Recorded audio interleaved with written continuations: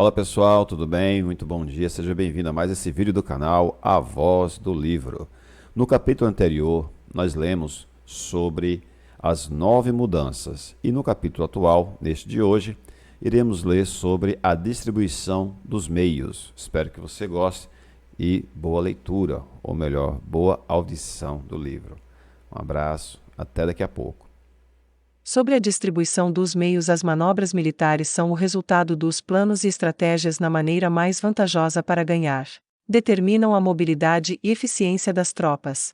Se vais colocar teu exército em posição de observar ao inimigo, atravessa rápido as montanhas e vigia-os de um vale. Considera o efeito da luz e mantenha-te na posição mais elevada do vale. Quando combateres numa montanha, ataca de cima para baixo, e não o contrário. Combate estando costa abaixo e nunca costa acima. Evita que a água dívida tuas forças, afasta-te das condições desfavoráveis o quanto antes. Não enfrentes os inimigos dentro da água, é conveniente deixar que passem a metade de suas tropas e nesse momento dividi-las e atacá-las. Não te situes rio abaixo.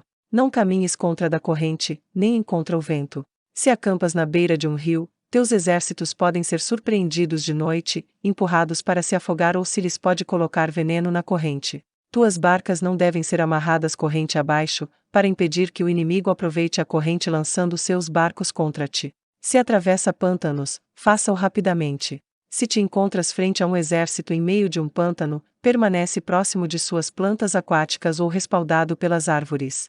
Em uma planície, toma posições que sejam fáceis de manobrar, mantendo as elevações do terreno atrás e à tua direita, estando as partes mais baixas diante e as mais altas atrás. Geralmente, um exército prefere um terreno elevado e evita um terreno baixo, aprecia a luz e detesta a escuridão. Os terrenos elevados são estimulantes, e portanto, a gente se acha a gosto em eles, ademais são convenientes para adquirir a força do ímpeto. Os terrenos baixos são úmidos, o qual provoca enfermidades e dificulta o combate. Cuida da saúde física de teus soldados com os melhores recursos disponíveis. Quando não existe a enfermidade em um exército, se disse que este é invencível. Onde haja montículos e terraplanos, situa-te em seu lado ensolarado, mantendo sempre à tua direita e atrás. Colocar-se na melhor parte do terreno é vantajoso para uma força militar. A vantagem em uma operação militar consiste na aproveitar-se de todos os fatores benéficos do terreno.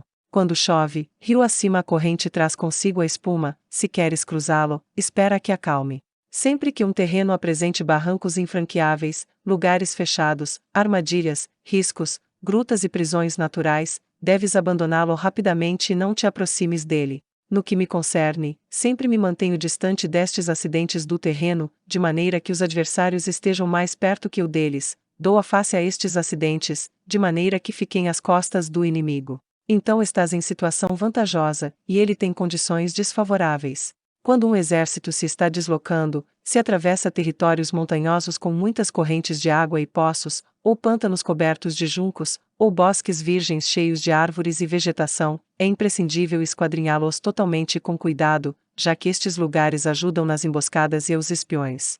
É essencial descer do cavalo e esquadrinhar o terreno, pois podem existir tropas escondidas para tentar uma emboscada. Também pode ser que haja espiões à espreita observando-te e escutando tuas instruções e movimentos. Quando o inimigo está perto, permanece calmo, queres dizer que se achas em posição forte. Quando está longe, porém tenta provocar hostilidades, queres que avances. Se, ademais, sua posição é acessível, isso queres dizer que lhe é favorável. Se um adversário não conserva a posição que lhe é favorável pelas condições do terreno e se situa em outro lugar conveniente, deve ser porque existe alguma vantagem tática para agir desta maneira. Se as árvores se movem, é que o inimigo se está aproximando. Se há obstáculos entre os brejos, é que tomaste um mau caminho. A ideia de pôr muitos obstáculos entre os matos é fazer-te pensar que existem tropas emboscadas escondidas em meio de ela. Se os pássaros alçam o voo, há tropas emboscadas no lugar. Se os animais estão assustados, existem tropas atacantes. Caso se elevem colunas de pó altas e espessas, há carros que se estão aproximando, se são baixas e largas, aproximam-se soldados a pé. Nuvens de fumaça esparsa significam que se está cortando lenha. Pequenas nuvens de pó que vão e vêm indicam que se está levantando acampamento. Se os emissários do inimigo pronunciam palavras humildes enquanto este incrementa seus preparativos de guerra, isto quer dizer que vai avançar. Quando se pronunciam palavras altissonantes e se avança ostensivamente, é sinal de que o inimigo se vai retirar. Se seus emissários vêm com palavras humildes, envia espiões para observar o inimigo e comprovarás que está aumentando seus preparativos de guerra. Quando os carros ligeiros saem em primeiro lugar e se situam nos flancos, estão estabelecendo uma frente de batalha. Se os emissários chegam pedindo a paz sem firmar um tratado, significa que estão tramando algum complô. Se o inimigo dispõe rapidamente seus carros em filas de combate, é que está esperando reforços. Não se precipitarão para um encontro ordinário se não entendem que lhes será enviada ajuda, ou deve haver uma força que se ache à distância e que é esperada em um determinado momento para unir suas tropas e atacar-te. Convém antecipar, preparar-se imediatamente para esta eventualidade. Se a metade de suas tropas avança e a outra metade retrocede, é que o inimigo pensa atrair-te a uma armadilha. O inimigo está fingindo neste caso confusão e desordem para incitar-te a que avances. Se os soldados inimigos se apoiam uns nos outros, é que estão famintos. Se os aguadores bebem em primeiro lugar, é que as tropas estão sedentas. Se o inimigo vê uma vantagem, porém não a aproveita, é que está cansado. Se os pássaros se reúnem no campo inimigo, é que o lugar está vazio. Se há pássaros sobrevoando uma cidade, o exército fugiu. Se são produzidas chamadas noturnas, é que os soldados inimigos estão atemorizados. Têm medo e estão inquietos, e por isso chamam uns aos outros. Se o exército não tem disciplina, isto quer dizer que o general não é levado a sério. Se os estandartes se movem, é que está sumido na confusão. Há sinais que são usados para unificar o grupo, assim, pois, caso se desloquem de lá para cá sem ordem nem concerto, significa que suas fileiras estão confusas. Se seus emissários mostram irritação, significa que estão cansados. Se matam seus cavalos para obter carne, é que os soldados carecem de alimentos. Quando não têm marmitas e não voltam a seu acampamento, são inimigos completamente desesperados. Se produzem murmurações, faltas de disciplina e os soldados falam muito entre si, queres dizer que foi perdida a lealdade da tropa. As murmurações descrevem a expressão dos verdadeiros sentimentos, as faltas de disciplina indicam problemas com os superiores. Quando o mando perdeu a lealdade das tropas, os soldados se falam com franqueza sobre os problemas com seus superiores. Se outorgam numerosas recompensas, é que o inimigo se acha em um beco sem saída. Quando se ordenam demasiados castigos, é que o inimigo está desesperado.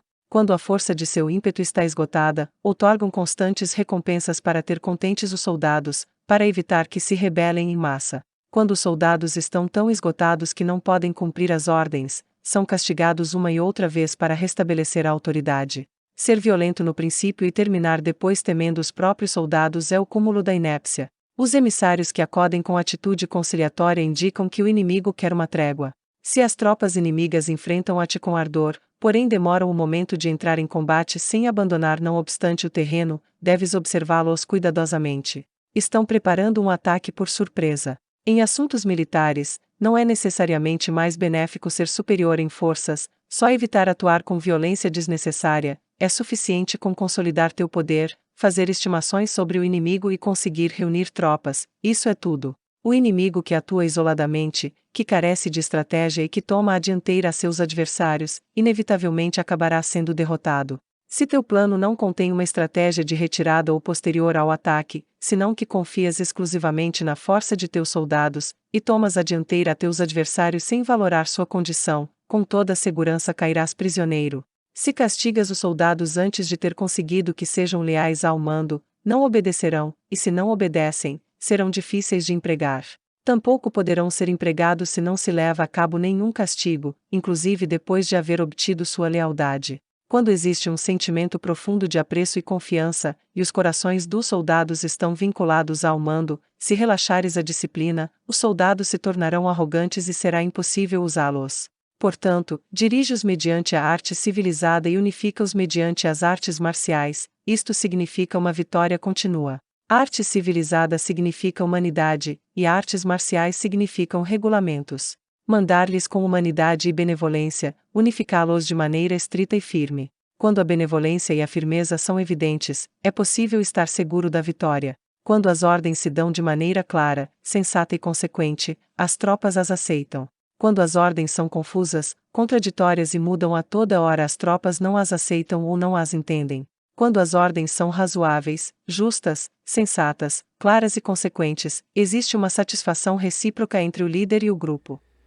Fala meu amigo, fala minha amiga, espero que você tenha gostado do capítulo de hoje, onde foi sobre a distribuição dos meios. Já no próximo capítulo, no próximo vídeo, nós traremos sobre a topologia, ou seja, é tão importante você conhecer o terreno onde você está, seja na guerra, como era o caso do livro, seja na área administrativa, que é hoje uma verdadeira batalha na área dos negócios. Então, até o próximo vídeo. Não se esqueça, se inscreve aí no canal para que você possa ser notificado quando tivermos vídeos aqui sobre vários livros do canal.